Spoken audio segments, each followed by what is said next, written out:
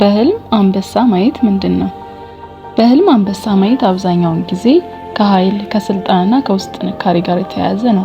አንበሳ የእንስሳት ንጉስ እንደመሆኑ መጠን በህልሙ ሲመጣ ትልቅ ትርጉም ሊኖረው ይችላል። ዋና ዋናዎቹ ትርጉሞችም የሚከተሉት ናቸው። አንደኛ፣ የኃይልና የበላይነት። አንበሳ በህይወቱ ላይ ያለውን ቁጥጥር ወይም የስልጣን ፍላጎትን ሊያመለክት ይችላል። በራስ የመተማመን ስሜቱ እየጨመረ መሆኑን ወይም በትልቅ ኃላፊነት ላይ የመቀመጥ እድል እንዳለው ሊጠቁም ይችላል። ሁለተኛ፣ መሪነትና ድፍረት። አስቸጋሪ ሁኔታዎችን ለመጋፈጥ ያለውን ድፍረት ያሳያል። በውስጡ ያለውን የመሪነት ብቃትና ግቦቹ ላይ ለመድረስ ያለውን ቁርጠኝነት የሚያንጸባርቅ ሊሆን ይችላል። ሶስተኛ፣ ስጋትና ተግዳሮት። አንበሳ ሲያንባርሩት ካዩ በህይወቱ ውስጥ ለመጋፈጥ የሚከብደው ትልቅ ችግር ውስጥ ተደማጭነት ያለው ሰው ስጋት እየፈጠረበት መሆኑን ሊያሳይ ይችላል።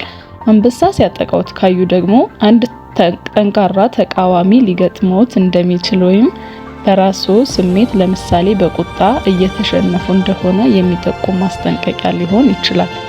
አራተኛ፣ ጥበቃ። አንበሳው ዝም ብሎ ሲጠብቅዎት ወይም አብሮት ሲጓዝ ካዩ ይህ በህይወቱ ውስጥ ጠንካራ ድጋፍ ወይም ጥበቃ እንዳለዎት የሚሰማዎት ስሜት መገለጫ ነው። አምስተኛ፣ የሁኔታዎች ትርጉም። የታሰረ አንበሳ ካዩ የራስዎን ኃይል ወይም ስሜት ተጭነውት እንደቆዩ ሊያሳይ ይችላል። የሞተ አንበሳ ከሆነ ደግሞ የአንድ ትልቅ ስልጣን ወይም ተደማጭነት ማብቃትን ወይ ደግሞ አንድን ትልቅ ፍርሃት ማሸነፍን ሊያመለክት ይችላል። በህልሙ ያዩት አንበሳ ምን አይነት ባህሪ ነበረው?